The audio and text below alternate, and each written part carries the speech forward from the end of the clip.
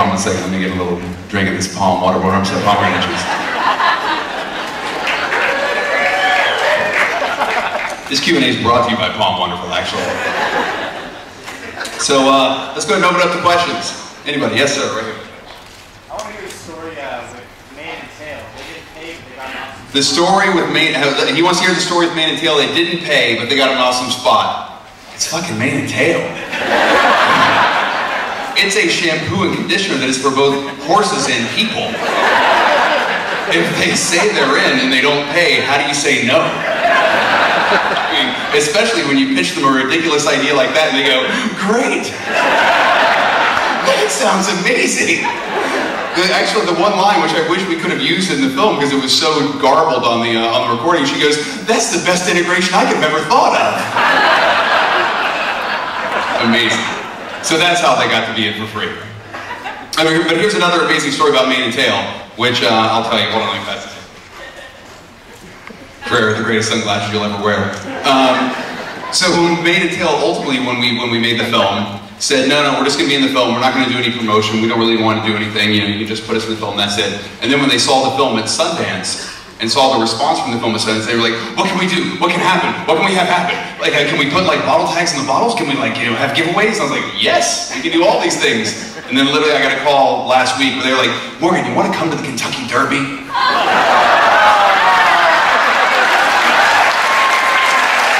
Amazing. And I said, yes. I said, do I get to have like shots of me with horses and Mane and Tail? And they said, absolutely. And I was like, I'm so there. So it's amazing. They have so embraced like the whole idea of what the film's about. It's remarkable. Yeah, who else? Yes, sir, right in the middle. How do we get away with not giving brands sign-off? That's a great question, because because ultimately that was like one of the biggest battles, is they wanted to see the film, they wanted to have final sign-off of the film, and so what we agreed with them was that they would get to see the film before theatrical release. Not all of them, but some of them. Like there were probably 3 or 4 of the bigger brands, you know, that gave us the most money, wanted to see the film before it went into theaters. And so we were like, absolutely, absolutely. Then we got into Sundance, and they were like, well, we want to see the film before it's going to Sundance. Like, well, we're not finished yet, it's not quite done, not yet, not yet. And I said, but you'll see it before it goes into theaters. I said, Sundance is just a film festival.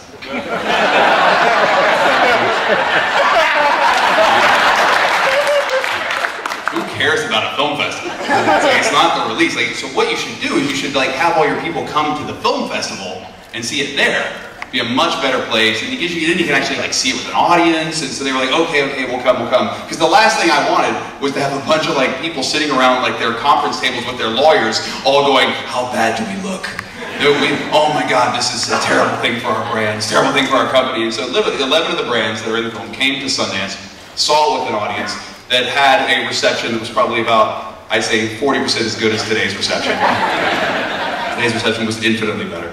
No, it went incredibly well, and so then afterwards they were ecstatic, they were great, and so all the other brands that didn't come to Sundance were like, done, we're in, we completely are on board. So let's go upper deck. Yes, sir. Since you're talking to Quentin Tarantino, I'm surprised that there wasn't a discussion there about the brands he makes up for his movies. Yeah, it's a good question. He said, since we were talking to Tarantino, he was surprised there wasn't a discussion about the brands he makes up, which he and I did have that conversation. Is you know, like he makes up like a pack of apples, like the Apple cigarettes and all the other things that are in his film. Kevin Smith's another one who does that, who like really creates a world in which his characters live, from the places they work to the products they use, etc. And so, no, he and I had that conversation with him. We tried to fit that into that amazing like exchange between J.J. Abrams and Peter Berg and Brett Ratner and Quentin Tarantino, but it was just one of those things where it just felt out of place in terms of what they were talking about. But it's going to be a great DVD extra. It's going to be amazing. As is, by the way, in terms of the greatest DVD extra, the commercial that I pitched to Palm.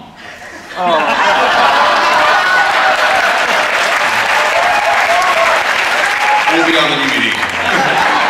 We already shot it, by the way. It's already done. It's pretty ridiculous. Yes, ma'am.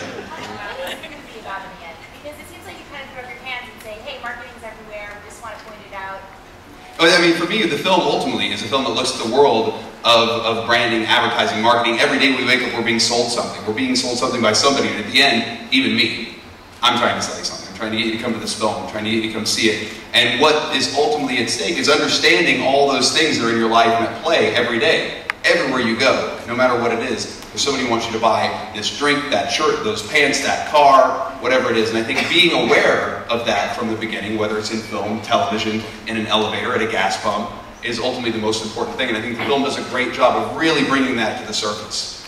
And what this film's done for me is completely ruined film and television for me forever. So congratulations. Film and television will be ruined for you forever. You know, every time you watch a movie, every time you watch a TV show, you're literally going to be picking out all those things, which at the same time, I think is a great thing. Because now you'll start to understand literally where someone is trying to sell you something within shows you like, movies you love, characters that you're a part of. And for me, it's like, I realize we live in a world that has brands. I don't want to see somebody drinking, like, you know, beer. You've seen those movies where they have a white can with beer on it, and it's like, who the fuck drinks beer? Nobody drinks beer. It's like, remember back when they used to have, like, the generic beer? That shit tasted terrible. Nobody drank that. Like even if you had no money, you would save up and get, like, you know, like a Natural Light. You know, it's like, you're like, I'm not drinking that. That's like a terrible beer. But so for me, I think it's, you know, it's recognizing that we do live in a world where this is real, but it's not about, oh yes, and have you had a drink of this? You know, it's like, that's, for me, we're smarter than that, we're better than that. I think the people who advertise and market and put those things in film and television should try and do a little bit better in everything they're doing. They should literally let the creative people be creative people. Let the people who write movies and TV shows be the people who write movies and TV shows, and don't force them to put that stuff into their programming. And I think that's a huge thing. There's some people I want to bring up downstairs. John Bond right there. Come on down. John Bond is the guy who got us banned deodorant. If it wasn't for Ban, none of the movie would have happened.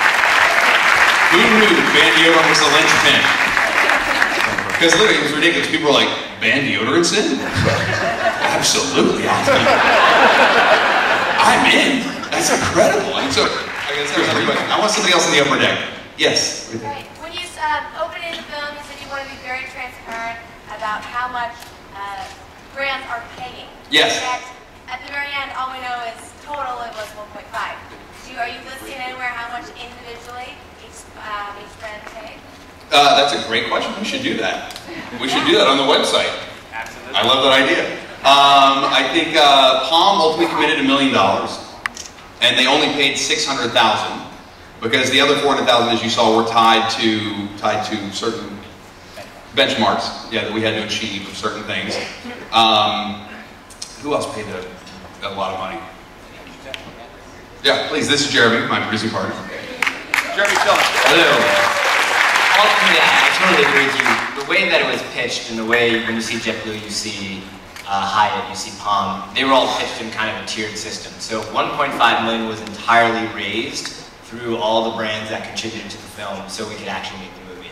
Now, like Morgan said, when we have 500 DVDs, when we have all those media impressions, then there are incentives for us. So as Morgan exploits himself and, if you will, force himself out more, then Hyatt, JetBlue, and Mini Cooper continue to pay more money to us in the attempt. No, I'm sorry, not Hyatt, JetBlue, and Palm Sheets. And Sheets. Yeah. Yes, Sheets as well. Those four guys. Here's the best thing about this film, which is ridiculously remarkable, is that we've made an independent film that from the day it opens in theaters is going to be in profit.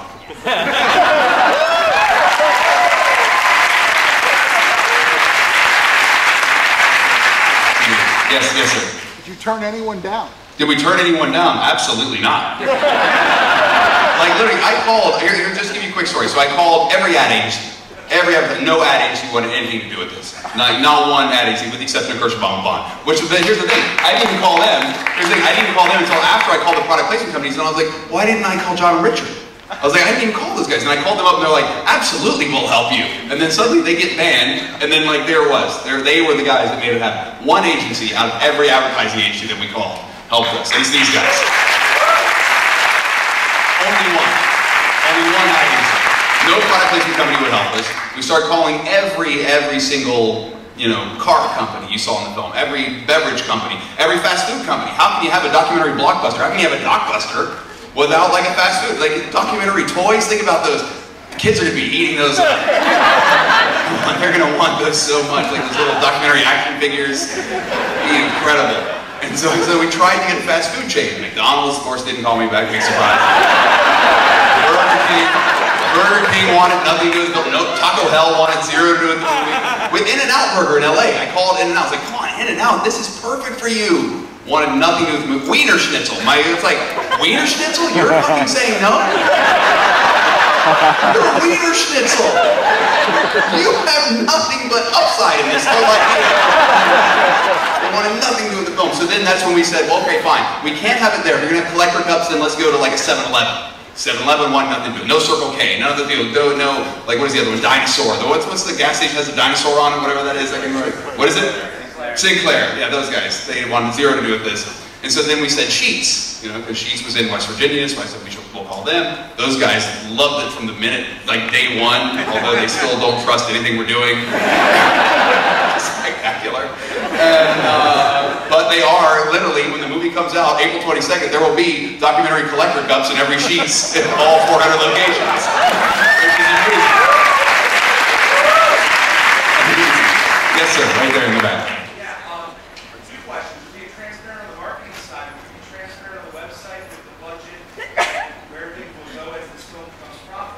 Yeah, that's a great idea. Big audience here. How can we help you hit the media impression now? You guys should like call everybody you know, anyone who has a blog, anyone who writes on a napkin and people read it. It's like anything you can do, like tell a friend to tell a friend to tell a friend would be amazing. Like, yeah, ultimately, a film like this lives and dies by you guys. Like, we ultimately still need your help to help us like achieve all the benchmarks and everything we need. And hopefully you liked it. Hopefully you'll tell a friend to tell a friend to tell a friend. You'll phone a friend. Who wants to be a millionaire? Whatever it takes. And so yeah, if you're a writer, write about it. If you're a blogger, blog about it. If you didn't like the film, don't do anything. but please, please share it with everybody. Yes, sir. 1 year from now, are you drinking Palm? 1 year from now, I'm drinking Palm. I 40% hope so.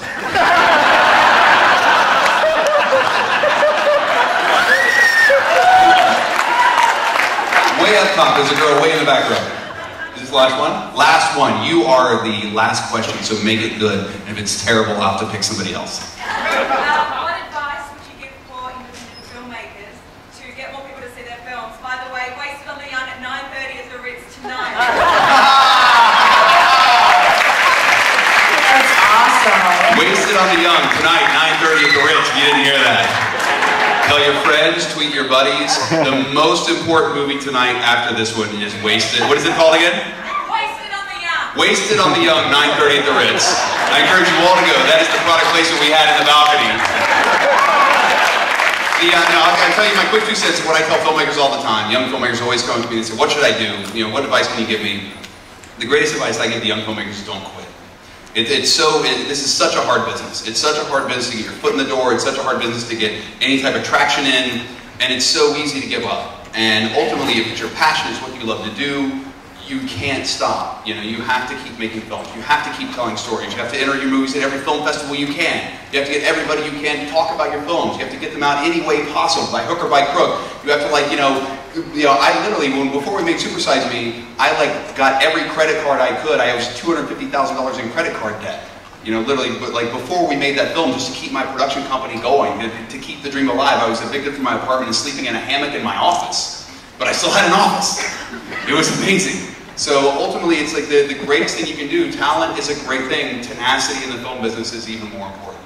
You have to be tenacious, you have to be persistent, and you can't give up. So to all the young filmmakers out there, don't give up. Try everything you can to make movies, and I hope I get to come see your films. Thank you guys for coming.